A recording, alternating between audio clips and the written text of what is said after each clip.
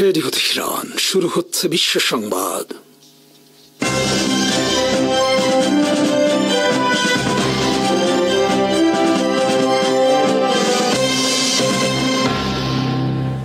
শুরুতেই সংবাদ শিরোনাম। পাকিস্তানিদের প্রশংসা ট্রাম্পের, আমের চালান ফেরত যুক্তরাষ্ট্র থেকে চূড়ান্ত বিব্রত মোদী সরকার। যুক্তরাষ্ট্রে ভারতীয় ট্রাভেল এজেন্সির উপর নিষেধাজ্ঞা, ভারতের বিরুদ্ধে আসছে। পাকিস্তানে মোন্ডা ড্যাম নির্মাণ জোরদার চীনের, ট্রাম্প পুতিন 2 ঘন্টা ফোনালাপ, ফলাফল শূন্য।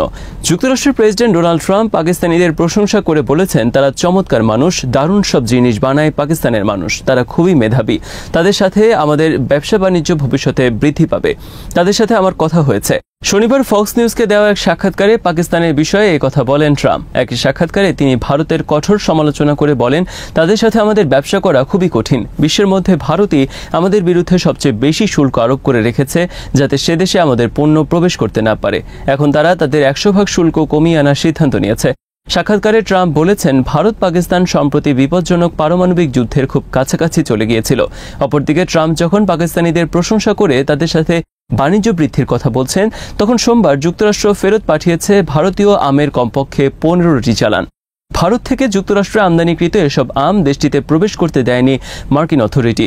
যুক্তরাষ্ট্রে রপ্তানির আগে আমগুলো যথাযথভাবে পরীক্ষা না করায় যুক্তরাষ্ট্র 2টি শর্ত দিয়েছে ভারতীয় রপ্তানিকারকদের। আমগুলোকে হয় তাদেরকে পরিবহন খরচ দিয়ে আবারও ভারতে নিয়ে যেতে হবে, অথবা তা যুক্তরাষ্ট্রেই নষ্ট করে ফেলতে হবে। আমগুলো আবারও ভারতে আনা ব্যয়বহুল হওয়ায় এবং পচনশীল হওয়ায় ভারতীয় ব্যবসায়ীরা তা যুক্তরাষ্ট্রে নষ্ট করার সিদ্ধান্ত নেয়। আম রপ্তানির ভরা মৌসুমে যুক্তরাষ্ট্রের এমন কঠোর অবস্থানে চরম বিপাকে পড়েছে ভারতের আম রপ্তানিকারকরা। অপরদিকে পাকিস্তানিদের ডোনাল্ড ট্রাম্প প্রশংসা করায় বর্তমানে তীব্র গাত্রদাহ সৃষ্টি হয়েছে মোদী প্রশাসন সহ ভারতীয়দের মধ্যে। ভারতের বিরুদ্ধে কঠোর এক পদক্ষেপ নিতে যাচ্ছে ট্রাম্প প্রশাসন। যুক্তরাষ্ট্রের গণমাধ্যমের খবরে বলা হয়েছে, যুক্তরাষ্ট্র কংগ্রেসের নতুন একটি বিল পাশ করতে যাচ্ছে, যেখানে বলা হচ্ছে যুক্তরাষ্ট্রে বসবাসরত ভারতীয় নাগরিকদের দেশে টাকা পাঠাতে হলে এখন থেকে সবাইকে শতকরা 5% ট্যাক্স দিতে হবে। যুক্তরাষ্ট্রে বাস করে কিন্তু যুক্তরাষ্ট্রের নাগরিকত্ব নেই এমন সব ভারতীয়দের এই আইনের আওতায় আনা হবে।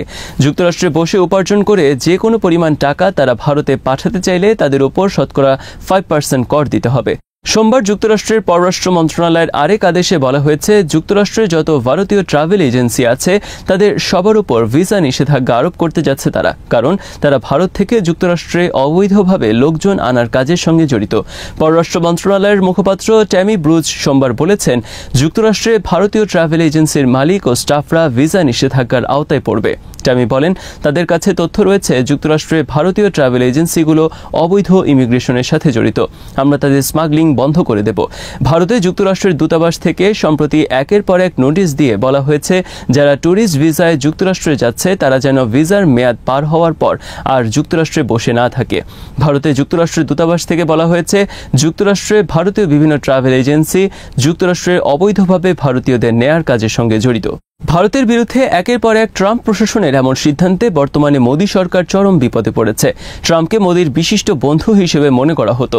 ট্রাম্পের বিজয়ে ভারতে উৎসবের আমেজ তৈরি হয়েছিল, কিন্তু ক্ষমতার চেয়ারে বসার পরই ভারতের সাথে শুল্ক যুদ্ধ এবং শিকল বেঁধে অবৈধ ভারতীয়দের দেশে ফেরত পাঠানো সহ একের পর এক ভারতের বিরুদ্ধে ট্রাম্প প্রশাসনের কঠোর অবস্থানে বিব্রত অবস্থায় পড়েছে মোদী সরকার। 10 মে থেকে ভারত পাকিস্তানের মধ্যে কার্যকর হওয়া যুদ্ধবিরতি নিয়ে ভারত যুক্তরাষ্ট্রের কোনো কৃতিত্ব স্বীকার করছে না। এই নিয়ে ভারতের প্রতি সন্তুষ্ট নয় ট্রাম্প প্রশাসন। ভারত পাকিস্তান 2 দেশের মধ্যে সমস্যা নিরসনে তৃতীয় কোনো দেশের প্রবেশ ভালো চোখে দেখে না ভারত। কিন্তু সম্প্রতি যুক্তরাষ্ট্রের মধ্যস্থতায় বন্ধ হয়েছে যুদ্ধ। যুক্তরাষ্ট্রের পক্ষ থেকে ঘোষণা করা হয়েছে যুদ্ধবিরতির খবর। তাছাড়া কাশ্মীর সমস্যা সমাধানেও প্রস্তাব দিয়েছেন ট্রাম্প। পাকিস্তান ট্রাম্পের এই প্রস্তাবকে স্বাগত জানালেও নীরব ভারত। ভারতের পক্ষ থেকে বলা হয়েছে, তারা যুদ্ধবিরতির জন্য যুক্তরাষ্ট্রের কাছে ধর্ণা দেয়নি, অথচ যুক্তরাষ্ট্রের CNN সহ প্রভাবশালী গণমাধ্যমের খবরে বলা হয়েছে, ভারতের পক্ষ থেকেই যুদ্ধবিরতির জন্য অনুরোধ করা হয়েছিল যুক্তরাষ্ট্রের কাছে। কিন্তু এই সত্য ভারতের গোপন করার চেষ্টাকে ভালো চোখে দেখছে না হোয়াইট হাউস। তারা বুঝতে পেরেছে ভারত কেবল তাদের নিজেদের স্বার্থকে যুক্তরাষ্ট্র, রাশিয়ার সহ অন্যদের ব্যবহার করতে চায়। এশিয়ার এই বিষয়ে তারাই হতে চায় এখানকার নেতা, এবং ভারত চায় তারা এখানে যা চাইবে তাতে যেন সমর্থন দেয় যুক্তরাষ্ট্র। বিশ্লেষকদের মতে ভারতের এই ধরনের নীতির প্রতি আর কোনো সম্মান নেই হোয়াইট হাউসের। পাকিস্তানের কাছে শোচনীয় পরাজয়ের পর তারা আর ভারতকে তোয়াজ করতে রাজি নয়। তারা বুঝতে পেরেছে চীনের বিরুদ্ধে সম্ভাব্য যুদ্ধে ভারতকে দিয়ে তেমন কোনো কাজ হবে না, কিন্তু চীনের বিরুদ্ধে এই অঞ্চলে ভারত যুক্তরাষ্ট্রের মিত্র হিসেবে অনেক দিন ধরে যুক্তরাষ্ট্রের কাছ থেকে অনেক সুবিধা নিয়েছে। ভারত যুক্তরাষ্ট্রের নিষেধাজ্ঞা উপেক্ষা করে রাশিয়া থেকে S-400 মিসাইল সিস্টেম আমদানি করেছে, কিন্তু যুক্তরাষ্ট্র এজন্য ভারতের বিরুদ্ধে কোনো নিষেধাজ্ঞা আরোপ করেনি। অথচ একই কারণে যুক্তরাষ্ট্র তুরস্কের বিরুদ্ধে নিষেধাজ্ঞা আরোপ করে। একইভাবে ইউক্রেন যুদ্ধের সময় ভারত রাশিয়া থেকে বিপুল পরিমাণ জ্বালানি তেল আমদানি করে, কিন্তু এই কারণেও যুক্তরাষ্ট্র ভারতের বিরুদ্ধে কোনো পদক্ষেপ নেওয়া থেকে বিরত থাকে। ট্রাম্প হোয়াইট হাউসে ক্ষমতা গ্রহণের পর রাতারাতি বদলে গেছে ভারতের প্রতি যুক্তরাষ্ট্রের নমনীয় নীতি। ভারতের বিরুদ্ধে শুল্ক আরোপ এবং শেকল বেঁধে অবৈধ ভারতীয়দের ফেরত পাঠানোর ঘটনা সহ বিভিন্নভাবে ভারতীয়দের প্রতি কঠোর বার্তা দিয়েছে ট্রাম্প প্রশাসন। তাছাড়া ফেব্রুয়ারি মাসে ভারতের প্রধানমন্ত্রী নরেন্দ্র মোদী ওয়াশিংটন সফর থেকে একেবারে শূন্য হাতে ফেরেন। সিন্ধু নদীর পানি চুক্তি ভারত স্থগিত করার পর চীন পাকিস্তানে ত্বরান্বিত করেছে মুন্ডা ড্যাম নির্মাণের কাজ। পাকিস্তানের নির্মাণাধীন মুন্ডা ড্যাম হিমালয় থেকে নেমে আসা সোয়াত নদীর উপর নির্মাণ করছে চীন। এই ড্যাম থেকে দৈনিক 800 মেগাওয়াট বিদ্যুৎ উৎপাদন ছাড়া পেশোয়ারে দৈনিক 30 কোটি গ্যালন পানি সরবরাহ করা হবে। এছাড়া সেচ এবং বন্যা নিয়ন্ত্রণেও ব্যবহার করা হবে এই dam. China Pakistan economic corridor প্রকল্পের আওতায় চীনা রাষ্ট্রীয় প্রতিষ্ঠান চায়না এনার্জি ইঞ্জিনিয়ারিং কর্পোরেশন 19 সাল থেকে নির্মাণ করছে এই ড্যাম। চীনের রাষ্ট্রীয় গণমাধ্যম সিসিটিভ এবং সাউথ চায়না মর্নিং পোস্টের খবরে বলা হয়েছে, সিন্ধু নদীর পানি ভারত স্থগিত করার পর চীন দ্রুততার সাথে এগিয়ে নিচ্ছে মুন্ডা ড্যাম নির্মাণ কাজ। 2026 সালের শেষে অথবা 27 সালের শুরুতে শেষ হতে পারে এই কাজ। পাকিস্তানের মুন্ডা ড্যাম বিশ্বের 5ম উঁচু ড্যাম। চীন পাকিস্তান দিয়ামের ওয়াজা নামক আরও একটি ড্যাম নির্মাণ করছে, যা পাকিস্তানের 3 গর্জেস ড্যাম নামে পরিচিত। চীনের হুবে প্রদেশে নির্মিত 3 গর্জেস ড্যাম বিশ্বের সবচেয়ে বড় পানি বিদ্যুৎ প্রকল্প। $31 বিলিয়ন ব্যয়ে নির্মিত এই ড্যামের দৈনিক সর্বোচ্চ বিদ্যুৎ উৎপাদন ক্ষমতা 22,500 মেগাওয়াট। এদিকে পাকিস্তানের আর্মির পক্ষ থেকে সোমবার এক বিবৃতিতে জানানো হয়েছে, আফগানিস্তান সংলগ্ন খাইবার পাখতুনখোয়া অঞ্চলে 12 সন্ত্রাসীকে হত্যা করা হয়েছে। তারা ভারতীয় মদতপুষ্ট সন্ত্রাসী। পাকিস্তান আর্মির জনসংযোগ বিভাগ ISPR জানায়, 17 মে ওয়াজিরিস্তান জেলায় পাকিস্তান নিরাপত্তা বাহিনীর উপর হামলা চালায় সন্ত্রাসীরা। ইউক্রেন যুদ্ধ বন্ধের বিষয়ে সোমবার দীর্ঘ 2 ঘণ্টাব্যাপী টেলিফোন আলাপ করেছেন যুক্তরাষ্ট্রের প্রেসিডেন্ট ট্রাম্প এবং রাশিয়ার প্রেসিডেন্ট পুতিন। কিন্তু যুদ্ধ বন্ধের বিষয়ে দুই নেতার কেউই নির্দিষ্ট কোনো ফলাফল প্রকাশ করতে পারেননি। CNN-এর একটি খবরের শিরোনাম করা হয়েছে, পুতিন বুঝিয়ে দিলেন ডোনাল্ড ট্রাম্পকে তার খুব সামান্যই প্রয়োজন আছে। টেলিফোন আলাপের পর ট্রাম্প অবশ্য বলেছেন দ্রুতই যুদ্ধবিরতি কার্যকর হবে, কিন্তু তার এই কথায় এখন আর আস্থা নেই অনেকের, কারণ অনেকদিন ধরেই তিনি একই কথা বলে আসছেন। সোমবার হোয়াইট হাউসে ট্রাম্প সাংবাদিকদের বলেন, যুক্তরাষ্ট্রের উচিত হয়নি এই যুদ্ধে জড়ানো। এটি ইউরোপের যুদ্ধ এবং ইউরোপেই সীমাবদ্ধ রাখা উচিত ছিল। এটি আমাদের যুদ্ধ নয়, আমারও যুদ্ধ নয়। এখানে আমাদের কোনো সেনা নেই, কিন্তু আমাদের অফুরন্ত অর্থ আর অস্ত্র খরচ হয়েছে এই যুদ্ধের পেছনে। ইউরোপের যুদ্ধে আমাদের আগের পাগল সরকার অর্থ ঢেলেছে কোনো বাজ বিচার ছাড়া। আমাদের উচিত ছিল এই যুদ্ধ সম্পূর্ণরূপে এড়িয়ে যাওয়া। যুদ্ধটা ইউরোপের, কিন্তু তারা এই যুদ্ধের পেছনে যত না অর্থ খরচ করেছে তার চেয়ে কয়েক গুণ বেশি অর্থ ঢেলেছে আমাদের আগের উন্মাদ প্রশাসন। এটা কোনো মানে হয় না। ট্রাম্প বলেন, আমি জানি প্রেসিডেন্ট পুতিন এই যুদ্ধ থেকে বের হয়ে আসতে চান, সেজন্য আমি তার সাথে কথা বলেছি এবং যুদ্ধ বন্ধের চেষ্টা করছি। আমি যদি জানতাম তিনি এই যুদ্ধ থেকে বের হয়ে আসতে চান না, তাহলে আমি তার সাথে কথা বলতাম না। টেলিফোন আলাপের পর প্রেসিডেন্ট পুতিনও সাংবাদিকদের সঙ্গে সংক্ষিপ্ত বৈঠক করেছেন। আমাদের মধ্যে আন্তরিক এবং গঠনমূলক আলোচনা হয়েছে বলে তিনি জানান, কিন্তু যুদ্ধবিরতি বিষয়ে নির্দিষ্ট করে কথা বলেননি তিনি। আপনি কি ওয়ান্টেড সন্ত্রাসী থেকে কূটনৈতিক অংশীদার হতে চান? আমাদের বিশেষ সোনালী চক্র প্যাকেজের মাধ্যমে স্বল্পতম সময়ের মধ্যে গতকালের শত্রুদেরকে আজকের বন্ধুতে পরিণত করুন। সাম্প্রতিক সপ্তাহগুলোতে সন্ত্রাসী গোষ্ঠী হায়াত তাহরির আর শামের প্রাক্তন নেতা এবং সিরিয়ার বর্তমান সরকারের প্রধান আল জুলানি আশ্চর্যজনক চক্রের মাধ্যমে ওয়ান্টেড সন্ত্রাসী থেকে পশ্চিমা বিশ্বের একজন কূটনৈতিক অংশীদারে পরিবর্তিত হয়ে ট্রাম্পের সাথে সাক্ষাৎ করেছেন। ওই বৈঠকে তিনি মোহাম্মদ বিন সালমানের পাশে দাঁড়িয়েছিলেন, যিনি কদিন আগেও সৌদি সাংবাদিক জামাল খাশোগির খুনি হিসেবে আমেরিকার টার্গেটে ছিলেন। ট্রাম্পের কথা তো বলারই অপেক্ষা রাখে না। হ্যাঁ, তারা তিনজনই দাঁড়ালেন এবং ক্যামেরার দিকে তাকিয়ে হাসলেন। জিলানির জিহাদি কর্মকাণ্ডের দীর্ঘ ইতিহাস রয়েছে। তিনি ছিলেন আল কায়েদার প্রাক্তন সদস্য, আর নুসরা ফ্রন্ট এবং হায়াত তাহরির আর শামের মতো সশস্ত্র গোষ্ঠীগুলোর নেতৃত্ব দিয়েছেন তিনি। তবে সাম্প্রতিক মাসগুলোতে তিনি তার চরমপন্থী অতীত থেকে নিজেকে দূরে রাখার চেষ্টা করেছেন। স্যুট, টাই, কোট পরে বাস্কেটবল খেলে আন্তর্জাতিক সম্প্রদায়ের কাছে তার মধ্যপন্থী এবং গ্রহণযোগ্য একটি ভাবমূর্তি তুলে ধরার চেষ্টা করেছেন। কিন্তু দৃশ্যত এগুলো যথেষ্ট ছিল না, যে কারণে সাম্প্রতিক বৈঠকে জিলানি ইসরায়েল সরকারের সাথে সম্পর্ক স্বাভাবিক করা এবং সিরিয়ায় বসবাসকারী ফিলিস্তিনিদেরকে ইসরায়েলের কাছে হস্তান্তরের সহযোগিতা করার মতো প্রস্তাবগুলো তুলে ধরেন। ইসরায়েল দখলকৃত অঞ্চলগুলোর কথাও নিশ্চয়ই উপেক্ষা করেছেন।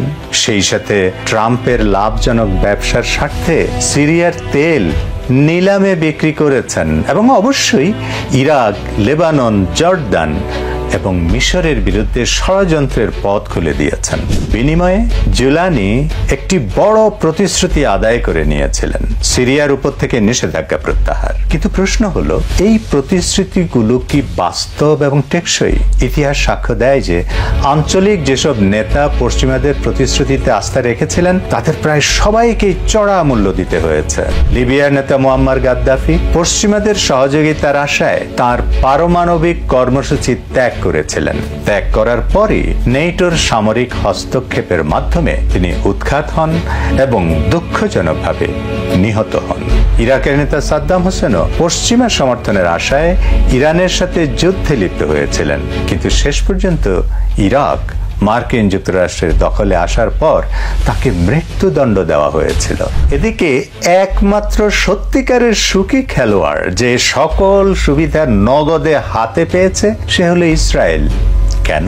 কারণ সিরিয়ায় অস্থিরতার সুযোগে তারা সিরিয়ার আরো ভূখণ্ড দখল করেছে এবং সিরিয়ার অবকাঠামোর উপর অসংখ্য হামলা চালিয়ে দেশটিকে প্রায় ধ্বংস করে দিয়েছে। বাস্তবতা হলো, ইসরায়েলের জন্য জুলানি হোক কিংবা আহমাদ আর শারি হোক, তাতে কিছুই যায় আসে না, কোনো পার্থক্য নেই তাতে। সিরিয়ার বিশৃঙ্খলা হলো তাদের এগিয়ে যাওয়ার সুযোগ। ইসরায়েলি বিমানবন্দরে ফ্লাইট চালু করলে হবে ভয়াবহ পরিণতি, ইয়েমেনের সশস্ত্র বাহিনীর হুঁশিয়ারি।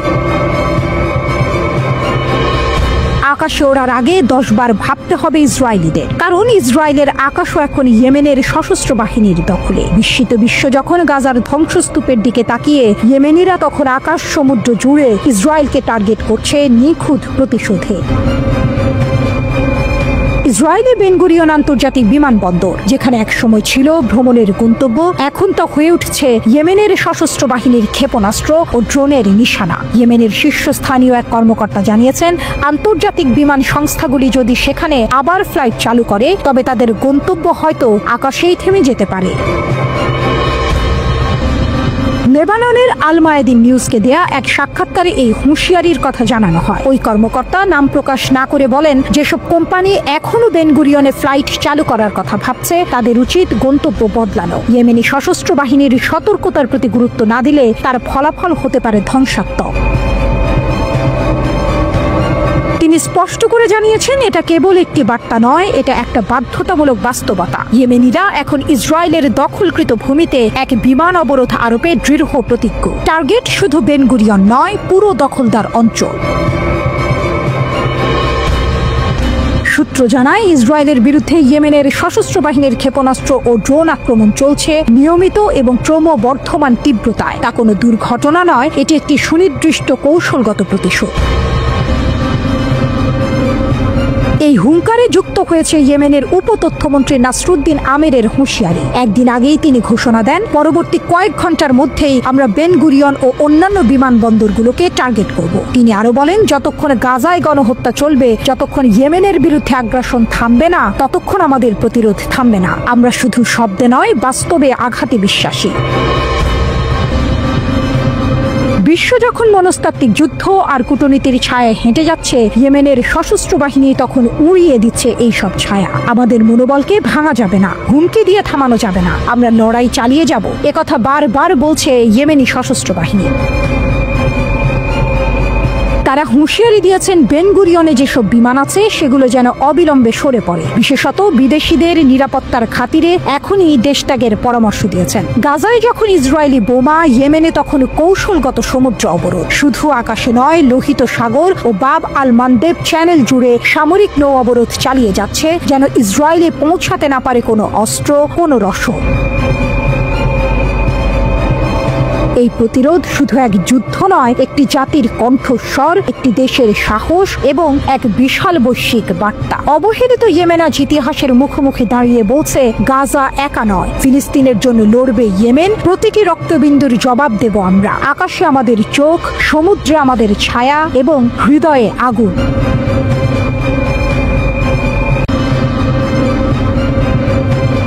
আবারও কেঁপে উঠল ইসরায়েলের আকাশ, যেন কোনো দুঃস্বপ্নের পুনরাবৃত্তি। ইয়েমেনের হুথি বিদ্রোহীরা তাদের ভয়ঙ্কর হাইপারসনিক ক্ষেপণাস্ত্র দিয়ে ইসরায়েলের আকাশ প্রতিরক্ষা ব্যবস্থাকে চ্যালেঞ্জ জানালো। তেল আবিবের প্রধান বিমানবন্দর বেন গুরিয়ন, যা কিনা ইসরায়েলের প্রবেশদ্বার, গত কয়েকদিনের মধ্যে দ্বিতীয়বারের মতো সেই ক্ষেপণাস্ত্রের ভয়ে স্তব্ধ হয়ে গেল। আকাশ থেকে আসা এক অচেনা ধাতব ঝড়, যা রাডারের চোখ ফাঁকি দিয়ে ভয়ঙ্কর গতিতে ধেয়ে যায় ইসরায়েলি শহরের দিকে। ইসরায়েলের লাখো মানুষ সেই আতঙ্ক নিয়েই ছুটে গিয়েছিল বাংকারের দিকে। হাইপারসনিক ক্ষেপণাস্ত্রের হামলায় বেন গুরিয়ন বিমানবন্দর সাময়িকভাবে বন্ধ করে দেওয়া হয়। বাতিল করা হয় একের পর এক ফ্লাইট। বিমানবন্দরের ভেতরে মানুষের দৌড়াদৌড়িতে বেশ কয়েকজন আহত হন। এই দৃশ্য বুঝিয়ে দেয় কতটা অসহায় হয়ে পড়েছে ইসরায়েল, যাদের আকাশ প্রতিরক্ষা একসময় অপরাজেয় বলে মনে করা হতো। সম্প্রতি যুক্তরাষ্ট্র ইয়েমেনের হুথি বিদ্রোহীদের সাথে একটি যুদ্ধবিরতি চুক্তি করেছে। আপাত দৃষ্টিতে মনে হতে পারে এতে হয়তো কিছুটা শান্তি ফিরে আসবে, কিন্তু আসল টুইস্টটা এখানে। এই চুক্তিতে যুক্তরাষ্ট্র নিজেদের সরিয়ে নিয়েছে, একা ফেলে রেখে গেছে তাদের দীর্ঘদিনের মিত্র ইসরায়েলকে। আর সেই সুযোগটাই নিয়েছে হুথিরা।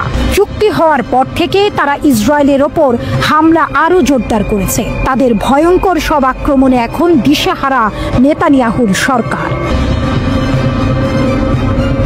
হুথিরা, যাদের একসময় হয়তো দুর্বল প্রতিপক্ষ হিসেবে গণ্য করা হতো, আজ তারা ইসরায়েলের জন্য মূর্তিমান আতঙ্ক।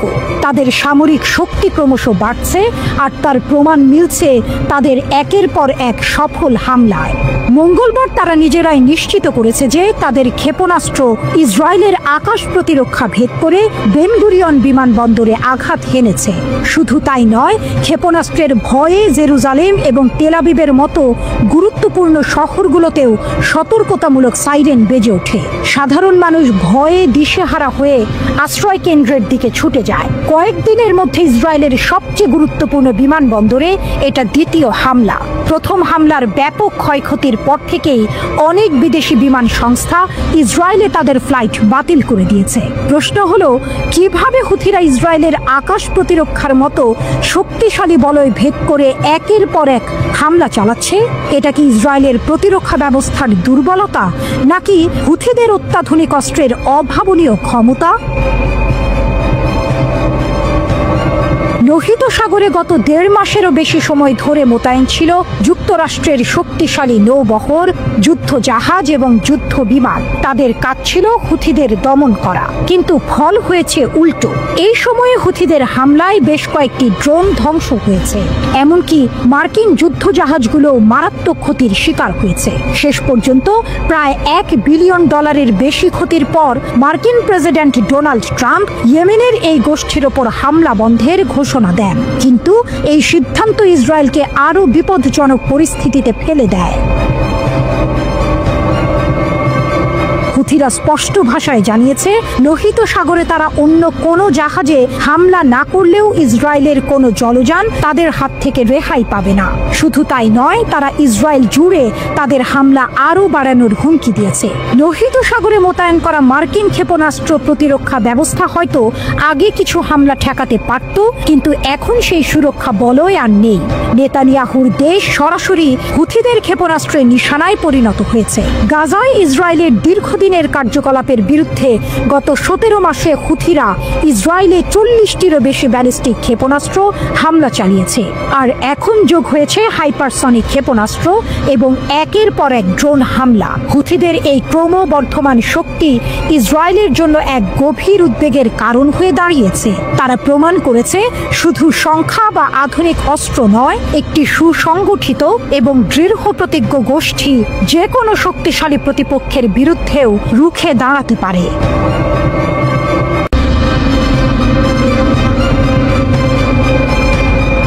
লোহিত সাগরের উত্তাল জলরাশিতে হুথিদের হামলা এখন আন্তর্জাতিক শিরোনাম। তাদের হাতে রয়েছে অত্যাধুনিক অস্ত্র, ক্রুজ ক্ষেপণাস্ত্র, ব্যালিস্টিক মিসাইল, কামিকাজে ড্রোন, এমনকি চালকবিহীন জাহাজ USV। এই অস্ত্রগুলোর সামনে মার্কিন জাহাজও নিরাপদ নয়। হুথিরা কিভাবে এত শক্তিশালী হলো? তাদের সামরিক সক্ষমতা কেমন? হুথিদের অস্ত্র ভান্ডার কি কি আছে তাদের হাতে? ক্রুজ ক্ষেপণাস্ত্র 80 থেকে 300 কিলোমিটার দূরত্বে আঘাত হানতে সক্ষম। সায়াদ ও সেজিল মিসাইল তাদের প্রধান হাতিয়ার। ব্যালিস্টিক মিসাইল 300 কিলোমিটার দূর থেকে লক্ষ্যভেদ করে। দ্রুতগতির এই মিসাইল শনাক্ত করাও কঠিন। কামিকাজে ড্রোন, কাসেফ ড্রোন ও সামাথ যুদ্ধ বিমান, এগুলো সস্তা, সহজলভ্য এবং ধ্বংসাত্মক। চালকবিহীন জাহাজ USV পানিতে ভেসে থাকা জাহাজে আঘাত করে ডুবিয়ে দেয়। এটি হুথিদের নতুন সক্ষমতা। হুথিদের হামলার কৌশল, কিভাবে তারা আঘাত হানে? দ্রুত ও নিখুঁত। ব্যালিস্টিক মিসাইল ও ক্রুজ ক্ষেপণাস্ত্র দ্রুত গতিতে আঘাত হানে, শনাক্ত করা প্রায় অসম্ভব। ড্রোনের ব্যবহার, কামিকাজে ড্রোন জাহাজের ডেকে আগুন ধরিয়ে দেয়। এটি সস্তা কিন্তু ভয়ানক কার্যকর। USV এর ভয়াবহতা, চালকবিহীন জাহাজ জাহাজের গায়ে ফুটো করে ডুবিয়ে দেয়। এটি হুথিদের নতুন অস্ত্র যা মার্কিন নৌবাহিনীকেও চিন্তিত করেছে। সমুদ্রের ইতিহাসবিদ সাল মার্কো লোকিয়ানো বিবিসিকে বলেন, ব্যালিস্টিক এবং ক্রুজ এই দুই ধরনের ক্ষেপণাস্ত্রই ড্রোনের চেয়ে অনেক বেশি শক্তিশালী, কারণ তাদের সাথে বড় যুদ্ধাস্ত্র থাকে এবং আরো বেশি গতিশক্তি থাকে। মার্কো গলিয়ানো বলেন, একমুখী ড্রোনগুলোর সংখ্যায় অসংখ্য, কারণ এগুলো খুবই সস্তা এবং সহজেই ব্যবহার করা যায়, তবে একটু ধীর গতির। এই ড্রোনগুলো ঠিক পানির উপর জাহাজের ভেসে থাকা জায়গা বরাবর আঘাত করে এবং তা থেকে আগুন ধরে যাওয়াটা হলো সবচেয়ে দুশ্চিন্তা। হুথিদের সাফল্য কতটা শক্তিশালী তারা? সৌদি আরবের উপর হামলা। 2017 সাল থেকে হুথিরা সৌদি তেল স্থাপনা ও জাহাজে ব্যাপক হামলা চালিয়েছে। লোহিত সাগরে আধিপত্য, গাজায় ইসরায়েলের গণহত্যার প্রতিবাদে হুথিরা লোহিত সাগরে ইসরায়েলি ও মার্কিন জাহাজের চলাচল বন্ধ করে দিয়েছে। মার্কিন জাহাজে হামলা, 2023 সালে জানুয়ারিতে হুথিরা প্রথমবারের মতো চালকবিহীন জাহাজ ব্যবহার করে মার্কিন জাহাজে হামলা চালায়। হুথিদের পেছনে কারা? হুথিরা ইরানের এক্সিস অফ রেজিস্ট্যান্স প্রতিরোধ বলয়ের অংশ। এই জোটে রয়েছে লেবাননের হিজবুল্লাহ, গাজায় হামাস। ইরান হুথিদের অস্ত্র, প্রশিক্ষণ ও আর্থিক সহায়তা দিচ্ছে। 2023 সালে যুক্তরাজ্য জাতিসংঘে প্রমাণ উপস্থাপন করেছে যে হুথিদের ক্ষেপণাস্ত্র ইরান থেকে চোরাচালান করা হয়েছে।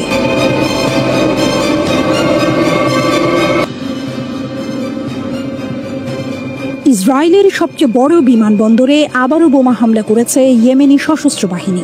তারা দাবি করেছে যে বেন গুরিয়ান বিমানবন্দরে ক্ষেপণাস্ত্র হামলা চালিয়েছে।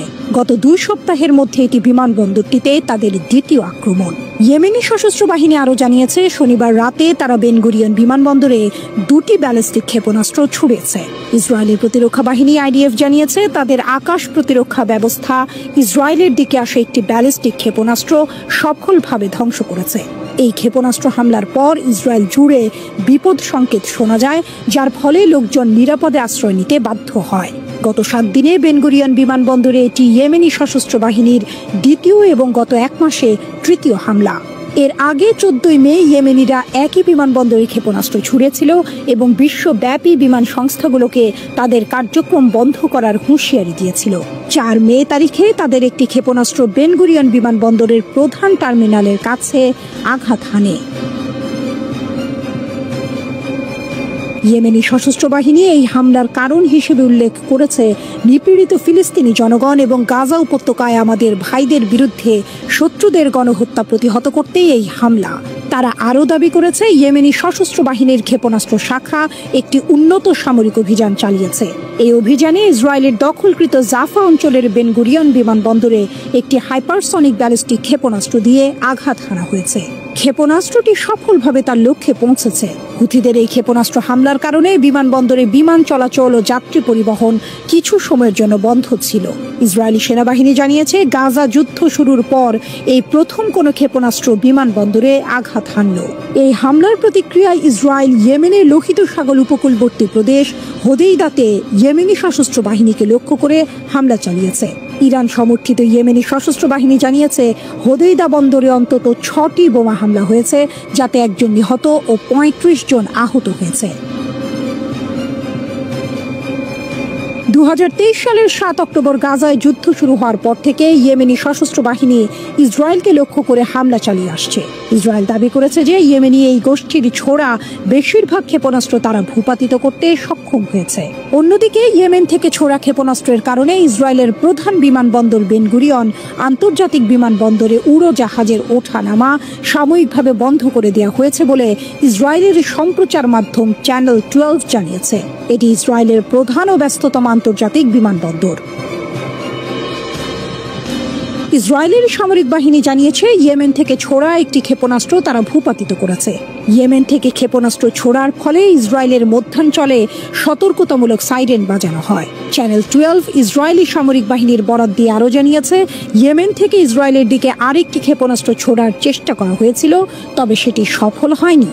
ইয়েমেনের ইরান সমর্থিত সশস্ত্র বাহিনী ইসরায়েলকে লক্ষ্য করে ক্ষেপণাস্ত্র নিক্ষেপ অব্যাহত রেখেছে। তারা লোহিত সাগরে ইসরায়েল সংশ্লিষ্ট ও পশ্চিমা পণ্যবাহী জাহাজেও হামলা চালিয়ে আসছিল। এর জবাবে যুক্তরাষ্ট্র ও তার মিত্ররা ইয়েমেনে হামলা চালায়। তবে সম্প্রতি লোহিত সাগরে জাহাজের ওপর হামলা বন্ধে ইয়েমেনি সশস্ত্র বাহিনী যুক্তরাষ্ট্রের সঙ্গে একটি যুদ্ধবিরতিতে সম্মত হয়েছে।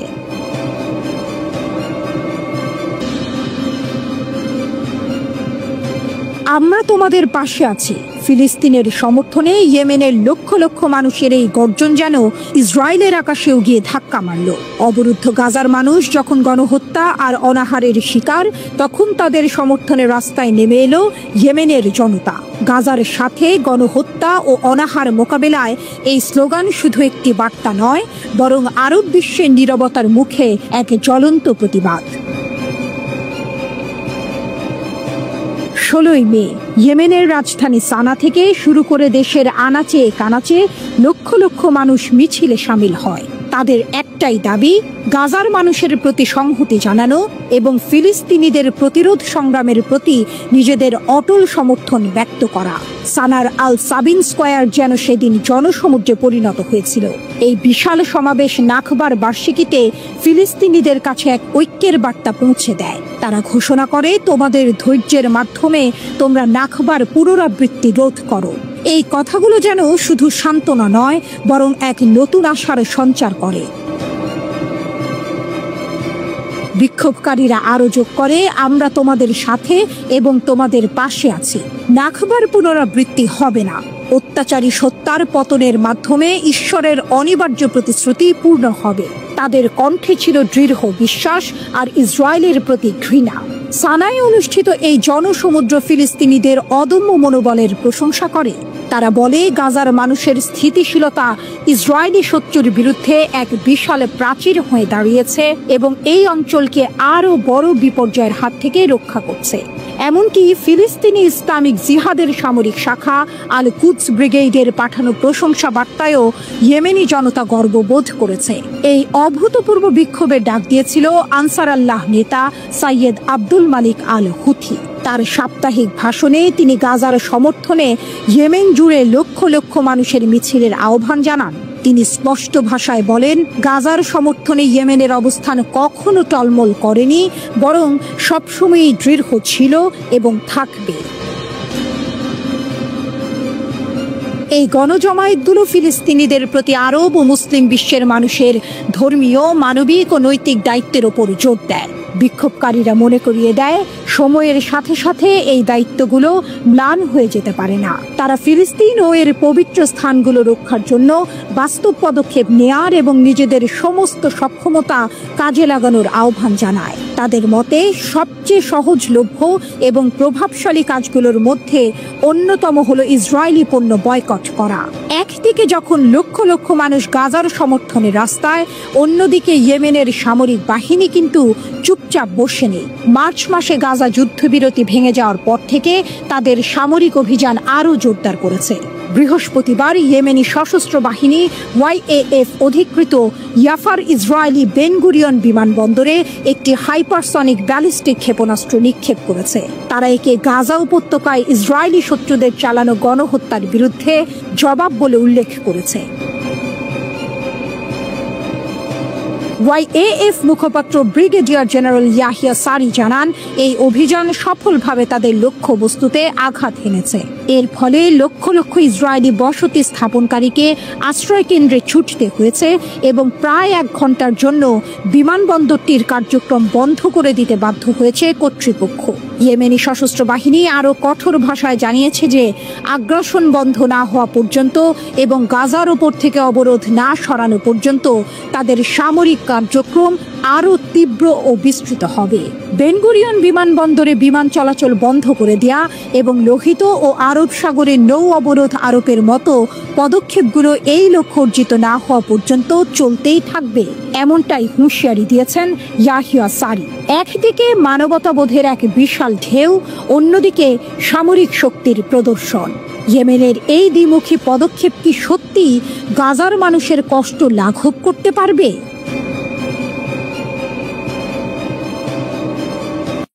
ফিলিস্তিনি প্রতিরোধ আন্দোলন হামাসের সামরিক শাখা আল কাসাম ব্রিগেডস জানিয়েছে, সোমবার তাদের যোদ্ধারা উত্তর গাজার বেইত লাহিয়ার পশ্চিমে আল আতাত্রা এলাকায় দখলদার ইসরায়েলি বাহিনীর ওপর এক জটিল অভিযান পরিচালনা করেছেন।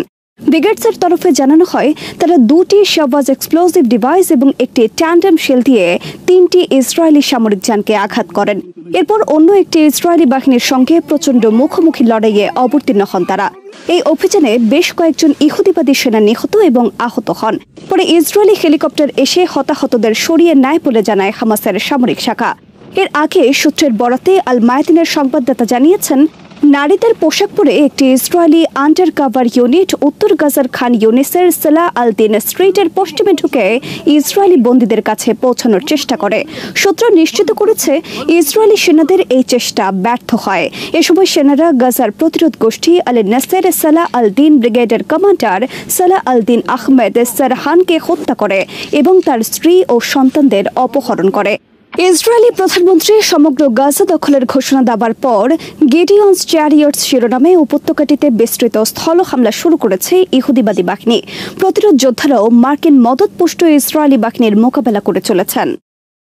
গাজায় ইসরায়েলি হামলার তীব্রতা বাড়ার প্রেক্ষিতে ইসরায়েলের হাইফা বন্দরে নেভাল ব্লকেড আরোপের ঘোষণা দিয়েছে ইয়েমেনের হুথি আনসারুল্লাহ আন্দোলনের নেতৃত্বাধীন সশস্ত্র বাহিনী। এবার কৌশলগত বন্দরটিকে লক্ষ্যবস্তুতে পরিণত করা হবে বলে জানিয়েছেন তারা। বাহিনীর মুখপাত্র ব্রিগেডিয়ার জেনারেল ইয়াহিয়া সারি এক আনুষ্ঠানিক বিবৃতিতে সোমবার সব ম্যারিটাইম কোম্পানিকে সতর্ক করে বলেছে, যাদের জাহাজ হাইফায় নোঙর করা হয়েছে অথবা ওই বন্দরে যাবার পথে রয়েছে, তারা যেন এই ঘোষণা এবং ভবিষ্যতের সতর্কতাগুলো গুরুত্ব সহকারে বিবেচনা করেন। ইয়েমেনের সামরিক হামলায় এইলাত নামে পরিচিত ইসরায়েলের উম্মে আল রাশাস বন্দর কার্যত অচল হবার পর ইয়েমেনের তরফ থেকে নতুন অবরোধের ঘোষণা এলো। ব্রিগেডিয়ার সারি নিশ্চিত করেন, ইয়েমেনের সামরিক বাহিনী ফিলিস্তিনি জনগণ এবং তাদের প্রতিরোধের সমর্থনে আরও কঠোর পদক্ষেপ নিতে দ্বিধাবোধ করবে না। তিনি বলেন, গাজার উপর আগ্রাসন বন্ধ এবং উপত্যকাটি থেকে অবরোধ পুরোপুরি প্রত্যাহার না হওয়া পর্যন্ত ইসরায়েলের উপর হামলা চলতে থাকবে। ইসরায়েলের প্রধানমন্ত্রী বেনিয়ামিন নেতানিয়াহু সোমবার ঘোষণা করেছেন গাজা উপত্যকার পুরো অঞ্চলের নিয়ন্ত্রণ নেবে ইসরায়েল। বৃহস্পতিবার থেকে ইসরায়েলি বাহিনী গাজার উত্তর ও দক্ষিণাঞ্চলে অপারেশন গিডিয়ন্স চ্যারিয়টস নামে ভয়ঙ্কর স্থল অভিযান শুরু করেছে। ঠিক এমন সময়ে নেতানিয়াহু এই ঘোষণা দিলেন। এর আগে গাজায় সীমিত পরিমাণে খাদ্য সহায়তা প্রবেশের অনুমতি দিয়ে তিনি বলেন, কূটনৈতিক কারণে দুর্ভিক্ষ ঠেকাতে এই সিদ্ধান্ত নেওয়া হয়েছে। ইসরায়েল 2 মাসেরও বেশি সময় ধরে গাজায় পূর্ণ অবরোধ জারি রেখেছে। তা তুলে নেওয়ার জন্য আন্তর্জাতিক মহল এমনকি যুক্তরাষ্ট্র থেকেও ব্যাপক চাপ সৃষ্টি হয়েছে। নেতানিয়াহু বলেছেন, ব্যবহারিক ও কূটনৈতিক 2 কারণেই গাজার জনগণকে দুর্ভিক্ষে পড়তে দেওয়া যাবে না। আমাদের মিত্ররাও গণ অনাহারের ছবি সহ্য করবে না। তবে খাদ্য সহায়তা প্রবেশের অনুমতি নিয়ে ইসরায়েলি সরকারের মধ্যে চরম দ্বিমত দেখা গেছে। ডানপন্থী জাতীয় নিরাপত্তা মন্ত্রী ইতামার বেন গাভির ত্রাণ সরবরাহ পুনরায় শুরু করার বিরোধিতা করে বলেন, মাননীয় প্রধানমন্ত্রী, আমাদের জিম্মিরা কোনো মানবিক সহায়তা পাচ্ছে না, তাহলে আমরা এই সহায়তা দেব কেন? ইতামার বলেন, প্রধানমন্ত্রী গুরুতর ভুল করছেন। তার এই সিদ্ধান্তে কোনো সংখ্যাগরিষ্ঠতা নেই। হামাসকে কেবল ধ্বংস করা উচিত, কোনোভাবেই তাদের বাঁচিয়ে রাখার সুযোগ দেওয়া ঠিক হবে না। গাজার সম্পূর্ণ নিয়ন্ত্রণ নিতে ইসরায়েলি হামলা জোরদার হবার পর যুক্তরাষ্ট্র সহ তার ঘনিষ্ঠ মিত্র দেশগুলো ইসরায়েলের প্রতি সমর্থন প্রত্যাহার করতে পারে বলে ওয়াশিংটন পোস্টের এক প্রতিবেদনে বলা হয়েছে। এতে বলা হয়, ট্রাম্প প্রশাসন প্রধানমন্ত্রী বেনিয়ামিন নেতানিয়াহুর সরকারকে সতর্ক করেছে, গাজায় যুদ্ধ শেষ করতে ব্যর্থ হলে ওয়াশিংটন তেল আবিবকে আর সমর্থন দেবে না। আলোচনার সঙ্গে সংশ্লিষ্ট নাম প্রকাশে অনিচ্ছুক সূত্রের বরাত দিয়ে সংবাদপত্রটি জানিয়েছে, ট্রাম্পের প্রতিনিধিরা ইসরায়েলকে জানিয়েছে, যুদ্ধ শেষ না করলে যুক্তরাষ্ট্র ইসরায়েলকে পরিত্যাগ করবে। হোয়াইট হাউসের প্রেস সেক্রেটারি ক্যারোলাইন লেভিট বলেন, প্রেসিডেন্ট ট্রাম্প চান গাজায় যুদ্ধের অবসান হোক। গত সপ্তাহে মার্কিন প্রেসিডেন্ট ডোনাল্ড ট্রাম্প বিস্তৃত পরিসরে মধ্যপ্রাচ্য সফর করলেও ইসরায়েলে যাননি। এরপর 2 দেশের অবনতিশীল সম্পর্ক নিয়ে বিভিন্ন প্রতিবেদন সামনে আসে। সৌদি আরব, কাতার ও সংযুক্ত আরব আমিরাত সহ আরব দেশগুলোর নেতাদের সঙ্গে বৈঠকে ট্রাম্প বলেছিলেন, গাজায় অনেক মানুষ অনাহারে রয়েছে। এদিকে গাজায় যুদ্ধ সম্প্রসারণের বিরোধিতা করে ইসরায়েলকে কড়া বার্তা দিয়েছে যুক্তরাজ্য, কানাডা ও ফ্রান্স। গাজার পরিস্থিতিকে অসহনীয় উল্লেখ করে ইসরায়েলি অভিযান অব্যাহত থাকলে কঠিন প্রতিক্রিয়ার হুমকি দিয়েছে দেশ তিনটি। সোমবার এক যৌথ বিবৃতিতে তারা বলেছেন, ইসরায়েল যদি হামলা অব্যাহত রাখে এবং মানবিক সহায়তা প্রবেশে বাধা দেয়, তবে তারা নিষেধাজ্ঞা আরোপের মতো কঠোর ব্যবস্থা নেবেন। বিবৃতিতে বলা হয়, গাজার সাধারণ মানুষের জন্য খাদ্য, ঔষধ ও পানি প্রবেশে বাধা দেওয়া স্পষ্ট মানবাধিকার লঙ্ঘন। পাশাপাশি পশ্চিম তীরের বসতি সম্প্রসারণেরও বিরোধিতা করেন তারা। দেশগুলো বলেছে, ফিলিস্তিনিদের জোরপূর্বক বাস্তুচ্যুতি আন্তর্জাতিক মানবিক আইনের পরিপন্থী। ফ্রান্সের প্রেসিডেন্ট ইমানুয়েল ম্যাক্রো বলেন, গাজার মানবিক পরিস্থিতি এখন অসহনীয়। তিনি দ্বি-রাষ্ট্রভিত্তিক সমাধানের কথা তুলে ধরে জানান, 18 জুন নিউ ইয়র্কে ফিলিস্তিন রাষ্ট্র নিয়ে আয়োজিত আন্তর্জাতিক সম্মেলনে বিষয়টি প্রাধান্য পাবে। ফ্রান্স ও সৌদি আরব এই সম্মেলনে সভাপতিত্ব করবে। ইসরায়েল গাজা উপত্যকা নিয়ন্ত্রণে নেবার মতো পদক্ষেপ নিলে তা আন্তর্জাতিক আইনের লঙ্ঘন হবে বলে আবার জানিয়েছেন সুইডেনের পররাষ্ট্রমন্ত্রী মারিয়া মালমার স্টেনগার্ড। ইসরায়েলকে তিনি গাজায় মানবিক সহায়তা পুনরায় চালু করার অনুমতি দেওয়ারও আহ্বান জানান। 2014 সাল থেকে ফিলিস্তিনি রাষ্ট্রকে স্বীকৃতি দিয়ে আসা দেশটির পররাষ্ট্রমন্ত্রী বলেন, গাজা ভূখণ্ড পরিবর্তন কিংবা হ্রাস করা যাবে না। এ বিষয়ে সুইডেনের অবস্থান দৃঢ়। একই কথা বলেছে ফিনল্যান্ডও। গাজায় মানবিক পরিস্থিতির অবনতি হওয়ায় গভীর উদ্বেগ প্রকাশ করেছে দেশটি। সামাজিক মাধ্যমে ফিনল্যান্ডের প্রেসিডেন্ট, প্রধানমন্ত্রী ও পররাষ্ট্রমন্ত্রী আলাদাভাবে বলেছেন, গাজায় অবাধ মানবিক পণ্যের প্রবেশাধিকার নিশ্চিত করতে হবে। মানবিক সাহায্য নিয়ে রাজনীতি করা উচিত নয়। একই সঙ্গে তারা বলেন, জোরপূর্বক বাস্তুচ্যুতি একটি যুদ্ধ অপরাধ। গাজাবাসীকে বাস্তুচ্যুত করে কোনো সমাধান আসবে না। যুক্তরাষ্ট্রের নেওয়া বিভিন্ন পদক্ষেপে উদ্বেগ বাড়ছে ভারতের। সর্বশেষ ভারত ভিত্তিক ট্রাভেল এজেন্সিগুলোর মালিক এবং কর্মীদের ওপর ভিসা নিষেধাজ্ঞা আরোপের ঘোষণা দিয়েছে যুক্তরাষ্ট্র।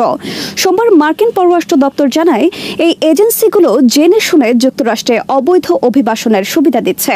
দপ্তরের মুখপাত্র ট্যামি ব্রোস এক বিবৃতিতে জানান, অসংখ্য অজ্ঞাত ব্যক্তির ওপর ইমিগ্রেশন অ্যান্ড ন্যাশনালিটি অ্যাক্টের অধীনে ভিসা নিষেধাজ্ঞা আরোপ করা হয়েছে। তিনি বলেন, আমরা ট্রাভেল এজেন্সিগুলোর মালিক, নির্বাহী ও সিনিয়র কর্মকর্তাদের বিরুদ্ধে ভিসা নিষেধাজ্ঞা অব্যাহত রাখব, যাতে অবৈধ অভিবাসন নেটওয়ার্কগুলো বন্ধ করা যায়। এদিকে যুক্তরাষ্ট্র থেকে অন্য দেশে টাকা পাঠাতে 5% কর পরিশোধের নতুন আইন পাশ হতে যাচ্ছে। মার্কিন নাগরিক এবং দেশেই যাদের জন্ম তারা এই করের আওতাভুক্ত থাকছেন না। এই পদক্ষেপের ফলে সবচেয়ে বেশি ক্ষতিগ্রস্ত হবে ভারত, কারণ ভারত যুক্তরাষ্ট্র থেকে সবচেয়ে বেশি পরিমাণ রেমিটেন্স পায়। 2023-24 অর্থ বছরে ভারতে $118.7 বিলিয়ন রেমিটেন্স এসেছে, যার 27.7% এসেছে যুক্তরাষ্ট্র থেকে। বিলটি এখন যুক্তরাষ্ট্রের কংগ্রেসে পূর্ণাঙ্গ ভোটের অপেক্ষায়। পাশ হলে যুক্তরাষ্ট্রে থাকা প্রায় 45 লাখ ভারতীয় অর্থনৈতিক ও সামাজিক জীবনে এর বড় নেতিবাচক প্রভাব পড়তে পারে। রাশিয়ার প্রেসিডেন্ট ভ্লাদিমির পুতিন বলেছেন, রাশিয়া ইউক্রেনের সঙ্গে একটি সম্ভাব্য শান্তি চুক্তির খসড়া নিয়ে কাজ করতে প্রস্তুত। এ চুক্তিতে যুদ্ধবিরতি এবং সংঘাত নিষ্পত্তির নীতিমালা অন্তর্ভুক্ত থাকতে পারে বলে জানান তিনি। সোমবার মার্কিন প্রেসিডেন্ট ডোনাল্ড ট্রাম্পের সঙ্গে 2 ঘন্টার বেশি সময় ধরে ফোন আলাপের পর সাংবাদিকদের এসব কথা বলেন পুতিন। তিনি সাংবাদিকদের বলেন, আমরা একটি সম্ভাব্য শান্তি চুক্তি নিয়ে কাজ করতে আগ্রহী, যেখানে সংঘাত নিষ্পত্তির মূলনীতি, চুক্তি স্বাক্ষরের সময়সীমা এবং প্রয়োজনে নির্দিষ্ট সময়ের জন্য যুদ্ধবিরতির বিষয়টি অন্তর্ভুক্ত থাকতে পারে। এদিকে ফোন আলাপের পর ট্রাম্প তার ট্রুথ সোশ্যালে জানান, আলোচনাটি খুব ফলপ্রসূ হয়েছে। রাশিয়া ও ইউক্রেন শিগগিরই যুদ্ধবিরতির জন্য আলোচনা শুরু করবে। তিনি আরো বলেন, সবচেয়ে গুরুত্বপূর্ণ হলো যুদ্ধের অবসান ঘটানো। 2025 সালের শুরু থেকে আলফা ম্যান খ্যাত রুশ মার্কিন প্রেসিডেন্টের মধ্যে একটি তৃতীয় ফোন আলাপ। ক্রেমলিন বলেছে, তুরস্কে সম্প্রতি অনুষ্ঠিত রাশিয়া ইউক্রেন সরাসরি আলোচনার পটভূমিতে এটি একটি গুরুত্বপূর্ণ আলোচনা ছিল। 3 দিন আগে ইস্তাম্বুলে 2 পক্ষের আলোচনায় 1000 বন্দী বিনিময়ের চুক্তি হয় এবং একটি সম্ভাব্য যুদ্ধবিরতির রূপরেখা তৈরির সিদ্ধান্ত নেওয়া হয়। শ্রোতা বন্ধুরা, বিশ্ব সংবাদে এই ছিল আমাদের সর্বশেষ আয়োজন। সঙ্গে থাকার জন্য আপনাদের সবাইকে অসংখ্য ধন্যবাদ।